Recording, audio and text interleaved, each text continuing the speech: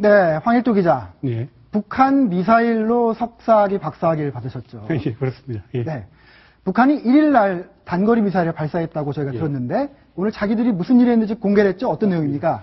그 한강남도 선덕이라는 곳에서 그 원산 인근에 있는 지역입니다만 이제 그 KN-56라고 이제 우리 한미연합군 전번항국에서는 파악하고 있는 지대공 미사일을 발사를 했다라는 겁니다. 그 KN-56 미사일은 기본적으로 사거리 100에서 150km 정도를 보이고 있고요. 56라는 이름에서 알 수 있듯이 2006년에 아마 우리 한미연합군의 정보 자산에 의해서 판독이 식별이 되어서 KN-56라는 이름을 붙이게 된 것 같습니다. 네.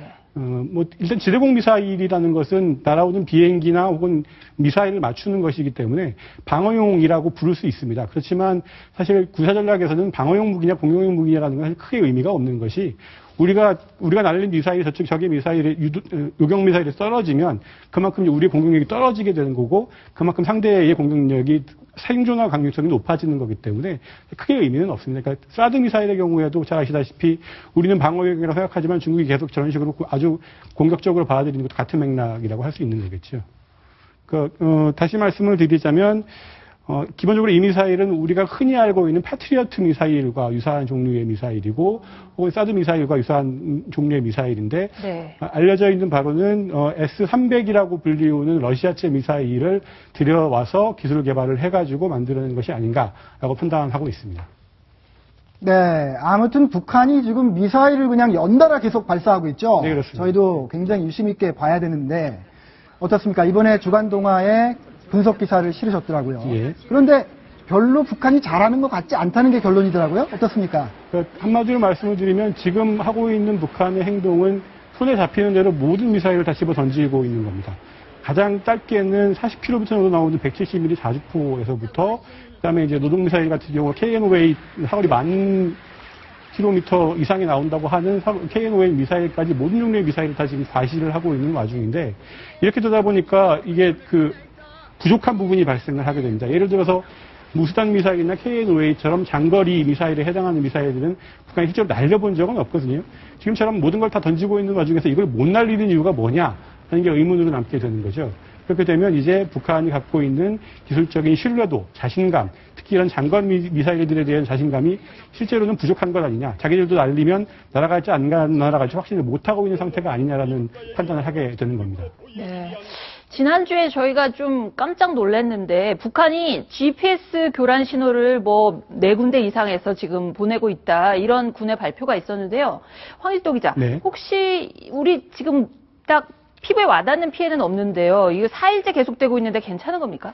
GPS의 일단 출력 문제가 아직 우리에게 심각한 타격을 주는 수준은 아닌 것으로 지금 정부는 발표를 하고 있습니다. 네. 그렇기 때문에 아무래도 앞으로 좀 추이를 지켜봐야 되겠지만 어선들이 입는 GPS 피해가 가장 큰 부분이 아닌가라는 생각이 들어갑니다. 네.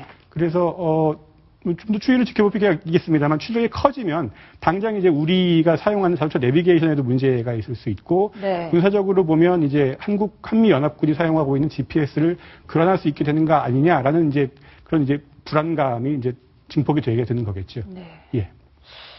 네, 아무튼 우리 정부도 큰 우려를 가지고요. 여러 차례 중단하라는 성명을 냈습니다. 그리고 관련 국제기구에 통보를 했습니다. 이거 좀 막아달라는 그런 강력한 촉구를 오늘 했습니다. 그죠?